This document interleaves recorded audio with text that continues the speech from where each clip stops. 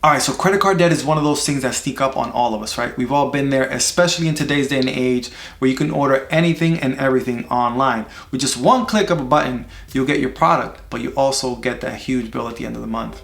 Or if you're just one of those people that like going to the mall and just swiping, you don't keep track and you get that huge bill at the end of the month with high interest rate. We've all been there. But what if I told you there's a 12-month plan that you can just get out of all this debt and you'll be able to finally breathe financially at the end of all of this? We'll be discussing all these tips in this video, so let's get right into it. All right, so there's a few things that you need to know with these credit cards in order to make your plan work, okay? And the first thing is you have to look at your total balance. How much do you owe on that card? How much do you owe on that loan? You have to look at the total number. Do not be afraid. I know you probably get those feelings that come up. It's okay. That'll go away. And especially once you start taking control of the situation, you're just gonna feel stronger and you're just gonna be learning. So trust the process, go through it. The feeling of being scared is not gonna kill you. It's something that you have to get done. So the first thing is get the balance down, write it down, get a spreadsheet, whatever you like to work with, write down the total balance. Then the next step after that is you have to know the interest rate, which is very, very important. A lot of these credit cards have different interest rate. Obviously, the higher the interest rate, the more money you're paying out of pocket to use that money. So that's very, very important to put separately under each card, under each balance, what is the total amount and what is the interest rate that you owe. And then the third thing that you want to put on that is the minimum payment. You want to know the minimum payment, which is important obviously because you don't want to pay anything less than the minimum payment. But also if you want to get ahead, you're going to want to put a little bit more than the minimum payment. But we're going to get into that on step number 2. This is just things for step number 1 that you need to do. So let's run down again. You need to know the balance, the total balance of it, the interest rate of the card or the loan that you have, and also the minimum payment requirement that you need to make on that specific loan, okay? Make sure you write all these things down, put it on a piece of paper, a spreadsheet, and let's continue. All right, guys, so step number 2 is the payoff strategy. And this is really important, but at the same time, it is not a life or death decision that you have to make. These are 2 choices that you have. They're not life or death situations, okay? So pick one, stick with it, and go forward. I know I don't want to put more on your plate. Just looking at these numbers, you're probably feeling overwhelmed. You know, this decision is not life or death again. So just pick one. They both work. You'll be okay, right? The first one is the debt avalanche. And this is where you pay off the card with the highest interest rate. Okay, you pick the one that you owe the most and that the interest rate is high, and you start paying more than the minimum amount on that one. Focus on the biggest number, the largest number first, and then you make the minimum payment on the other ones until you start paying them off, depending on how much you have, okay? That is called the debt avalanche. The other one is called the debt snowball, which is pretty much the opposite. You'll pay off the smallest amount first, or the smallest card that you have, first, and then you work your way up, right? Me personally, I prefer the debt avalanche because you're knocking down higher amount, and at the same time, if it has higher interest rate, if you don't pay it that way, you're going to be paying more in the long run, so you're actually saving more in the long run. But some people, like I said, it's more like of a mental game. It builds up confidence when they see that they're making payments, and then just building your way up. Again, with both of these, you are going to get to the end goal. It just depends on you. Personally, I prefer the debt avalanche if you can do it. If not, if you can only do the debt snowball because it's just easier on your pocket, just go with it. The key thing here is to just stay consistent, stay focused, and do not get more debt or get into any other trouble. Just stay focused, stay focused. All right, so step number 3 is you want to lower your interest rate. And you're gonna be thinking, well, you know, in credit cards, that's pretty hard to do. I've heard of situations where you can call them up and see they might do it. This is very tough to do. Not every situation gets it. Not the first option, but if you want to give it a try, hey, by all means, give them a call. Be like, hey, what can we do on the interest rate? I'm having trouble paying these off, etc., etc., etc. But I would say first try a zero balance transfer card. So this is just a credit card that has no interest for, I don't know, 18, 24 months, I think is the longest that I have seen, which are great because you can take the loans that you have or your credit card debt that you have on a credit card that you're paying 24, 25% interest rate and transfer that chunk into no interest rate for about a year or 2, which is awesome. That means you're paying no interest rate, you're just paying the money. It's a straight up loan. I give you $10,000, you give me $10,000 back. It does not get better than that. So if your credit card allows you to get a car like that, that would be the top choice for you. A 0% interest credit card to transfer. It has to be transferable debt into that. That'll be the best bet. So you want to look into that. The other option is the debt consolidation. It's pretty much a loan. You pay off all of your credit cards or all your debts and you just have one loan. I don't think there is 0% interest rate on those, but that's another option that you can do. Instead of having tons of cards or debt, you can just have one debt that you're paying off monthly. And I think you are able to get a lower interest rate, at least.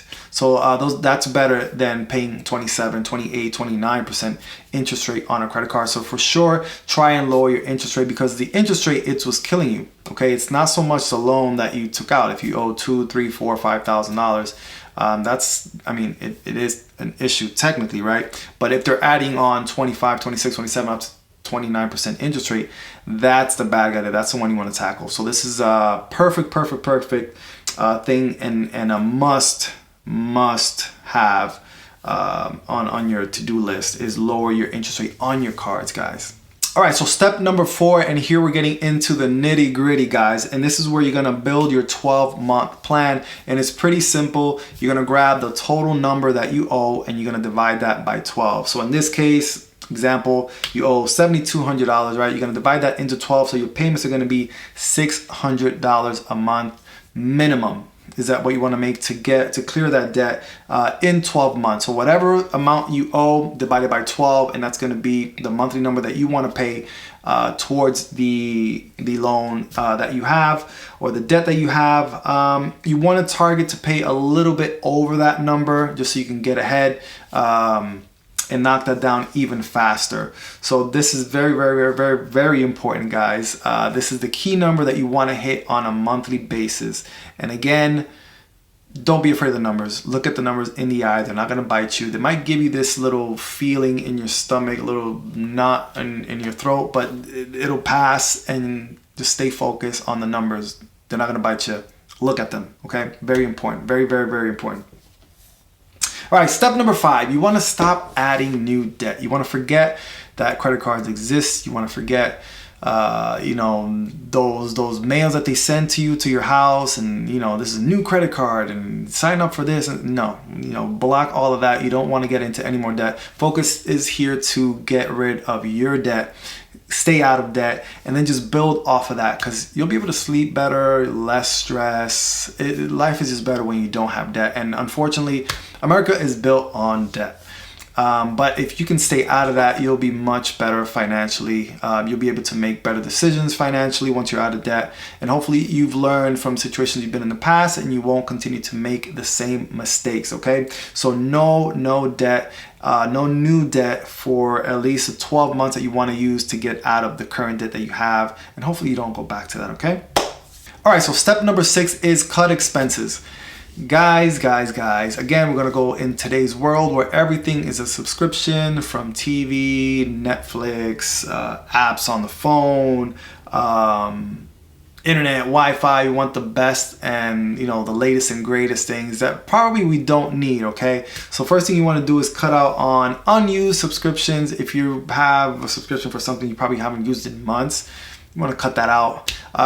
If you don't really use Netflix and you're just paying $10 a month, cut that out. If you don't really use iTunes or Spotify, cut that out, or cut it out until you get out of this debt in 12 months. Okay, you can listen to the music on YouTube. You can watch YouTube videos, which is free. Work around. These things do add up at the end of the month, at the end of the year especially. So you want to cut all those things out. If you like to go out every weekend, you want to cut that down, maybe go out once a month. That definitely adds to the money that you're spending. So find ways here and there that obviously doesn't make your life boring and miserable, but you know that you can live without going the extra mile on certain things that you're doing. And I don't have to say it here, but we all know what we can do that we can cut back a little bit, all right? So just give that some thought. You know what you need to cut out. All All right, so step number 7 is boost your income. There's many ways, especially nowadays, you can get some extra cash coming in. This might be a little bit hard for those mothers that, you know, work a 9 to 5 and come home and have to take care of the kids. But if you can spare a few hours on the weekends or after work, who knows what you can do. Look into, you know, look around your home, see what you can sell that you're not using. You can put up on eBay, maybe set up a yard sale for the weekend. Start a side hustle. What can you sell online? You know, what can you do online? What are you good at that you can do consultations? Can you do photography? Can you do video editing? These are things that you can do on the side at your home. Hopefully it won't be too much of an inconvenience, but you just want to work on something that can bring money into you, okay? Ask for extra hours at work. Maybe you want to do overtime. You know, these are just sacrifices that you might have to do just to speed up the process. I know some of us, once you hit those 8 hours at work, you want to get the heck out of there. But remember, you're doing this for a bigger cause, and at the end, it's going to all pay off. So these are just some little tips here where you can bring in some extra cash. All right, so step number 8 is you want to track and build momentum. It's very, very important to track, okay? Because, you know, a lot of us say, okay, 12 months, that's a year. Some of us might see it as a long time, but in the real scheme of things, it's not. 12 months go by fairly quickly, and especially if you have goals and deadlines to hit. Bad thing is here, sometimes maybe by month 3 or 4, we might be getting off track. We might, it's okay to do this, and you kind of just, you know, go off to the wayside. No, you want to keep track on everything that you're doing, on your spending habits. You want to make sure you're sticking to the original plan you started on month 1. Okay, this is very, very important. I would say set an alarm for every 3 months to go and do a progress check on the things that you've done so far, just to keep you on track. And that's also just going to give you more motivation, and because you'll see what you've done in those past months, and you'll be like, okay, this is working, you know, let's keep on doing it. What else can we do? It'll give you more motivation. But if you just kind of like forget about it and not really on top of it, and just know, okay, I just have to pay this, you might go off on the wayside just because you're not being, you know, as focused as you can be. So tracking your progress is very, very important. Make sure you do that. All right, so the last thing is you want to finish strong, okay? When you're down to your last credit card, you want to have an emergency fund of at least $1,000. Again, it's just going to give you breathing room. It's going to make you feel confident. You're going to see things differently. And probably right now you don't see the light at the end of the tunnel, but trust me, there is light at the end of the tunnel. And especially if you take these steps moving forward, little by little, you'll see the progress that you've made, and it's just going to build your confidence. You're going to feel and look, guys, like a different person. Trust me, I've been there. So you want to have an emergency fund. You want to have just one credit card, a low limit credit card.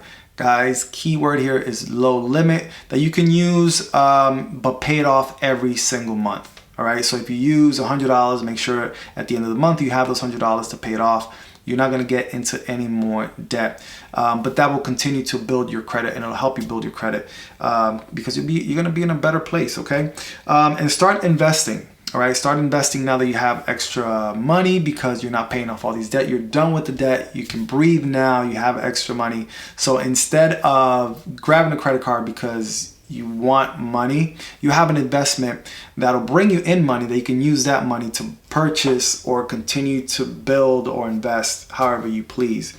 Because the ultimate goal is not just to get out of debt, it's to stay out of debt. So invest and use that money to purchase whatever it is that you want. It does take time, guys, but you guys can do it. What is that saying about the gratification? Delayed gratification. Key, delayed gratification. If you can master delayed gratification, you'll get very, very far financially. All right, so there you have it, guys. A 12-month roadmap to getting out of debt. Stay disciplined, stay focused, and you will see light at the end of the tunnel. You will get out of this. 12 months goes by pretty quickly, okay? So if you like this type of content, please give this video a like. Subscribe to the channel for more financial content. And leave your comment down below, especially if you have any tips on getting out of debt that I might have left out or that would work for you and you want to share it, go right ahead. And remember, small steps done consistently lead to big change. I love that. See you guys on the next one.